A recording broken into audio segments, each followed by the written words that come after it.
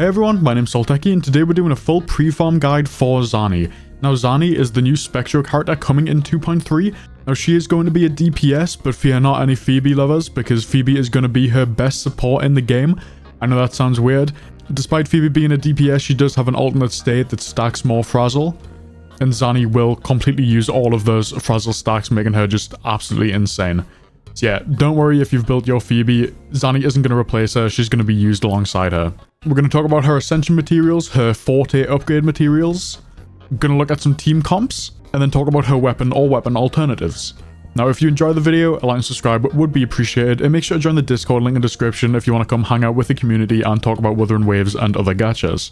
Now, I do want to give a disclaimer that this is just leaks. This could change before the release, but maybe if you're super low on energy and you don't want to risk it, just keep that in mind. Now, the first thing you're going to need is 60 sword Achoris. Now, if you don't care about where to find all of the materials, that's fine. Skip ahead a little bit and I'll just show everything she needs on screen.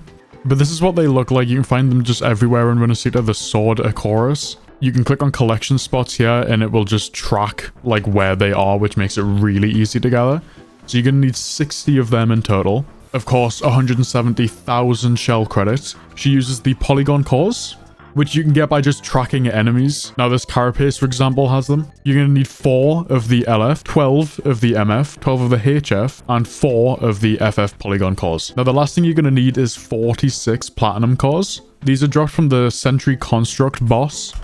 If we go over there, just on the far right of Runasita. Now to get her to max, you are going to need 46 of these. So make sure you save up your wave plates because yeah, 46 is going to take you quite a few fights. I'll put everything on screen now that you need to ascend her to max. Now let's talk about the Forte upgrade materials. Now we're going to go back to the polygon cores. Now this is where you're going to need to be grinding a lot of enemies because you're going to need 25 LF, 28 MF, 40 HF, and 57 FF polygon cores if you want to max out all of her skills. Now obviously this will cut down a lot if maybe her intro skill isn't that useful or her Forte isn't that useful. We don't really know yet. You can probably find out if you look at like her attacks and what each one does, but if you are looking to max out every single one, it's going to be a lot. The next thing you're going to need is the Cadence Seed Bud and Leaf and Blossom. Now you can get these from forgery challenges, so it isn't that hard to get apart from the amount of energy or wave plate that you need. And you are going to need quite a lot of these. You're going to need 25 of the seeds, 28 of the buds, 55 of the leaves, and 67 of the blossoms. So it is quite expensive. You know, you are going to have to spend a lot of time in there and use a lot of your wave plates to get all of these Fortes up. And the last thing you're going to need is the Netherworld Stair. Now, this is dropped from the Hecate boss. Let me find it on the map. Oh, it's right there. Yeah, the Netherworld Stair. Dropped by Beyond the Crimson Curtain.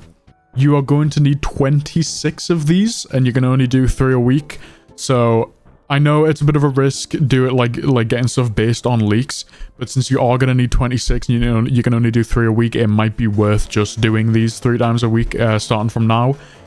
I believe it's only like a week or 2 before she actually comes out, so you know, it's at the worst case scenario, you're not gonna waste that much materials, and they can always be used on someone else in the future too. That's everything for her Ascension materials and her Forte or her skills.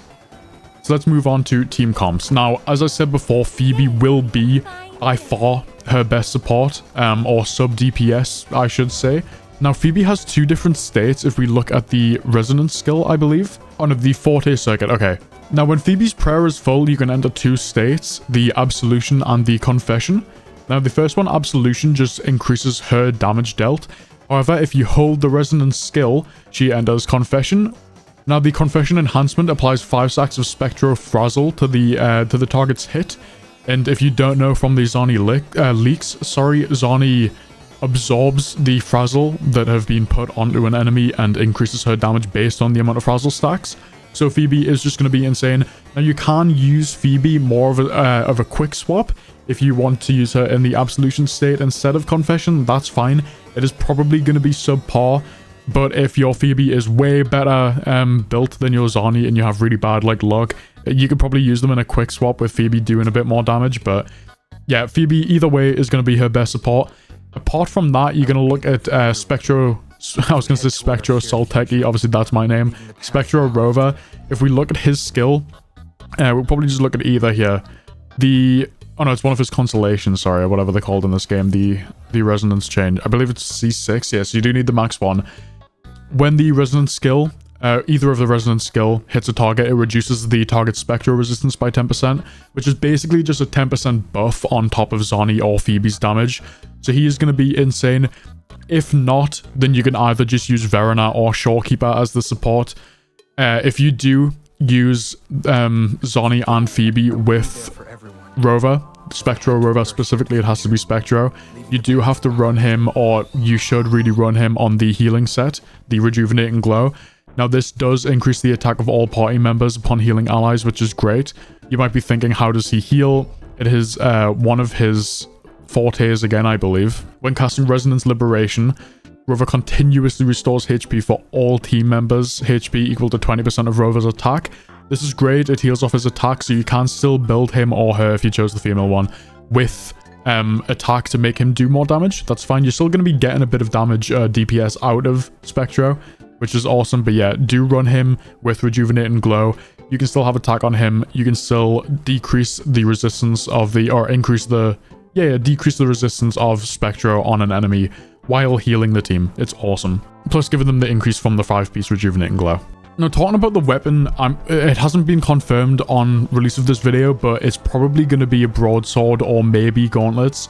But from the gameplay leaks that I've saw, probably a broadsword. Now, her actual, like, best in slot, or her signature, has a base attack of 587 and crit damage of 48%. I'll read what it actually does. Increases attribute bonus damage by 12%. Hitting enemies inflicted by Spectral Frazzle increases heavy attack damage bonus by 24%. Stacking up to 2 times and lasts for 8 seconds. Casting Resonance Liberation reduces the spectral resistance of targets for 15 seconds by 15%. This pretty much means that you're definitely going to want to get heavy attack bonus on her artifacts. Now, I'm not entirely sure what her best in slot artifacts will be. Probably the same as Phoebe, probably this Eternal Radiance, I would presume. So yeah, make sure you're getting heavy attack damage bonus on those. This seems like it's going to be ridiculously good for Zani, like maybe not brand level, but getting there, because the R1 or the actual like stat that it gives is so not the crit damage, the like description, I forget what it's called, because it's so specific to Zani, it can't really be used by anyone else, and it might just be ridiculously her best in slot. But honestly, it might just be the case of using the Lustrous Razor. It's always going to be a staple, anyone can get it like pretty easily. So if you don't have a 5-star, then just use the Lustrous Razor. But honestly, Jinshi's and Jian's weapon are probably going to be better than the Lustrous Razor. If you have any questions, please join the Discord or leave them in the comment section below. And if the video was helpful, a like and subscribe would be appreciated. Have a good day. See you.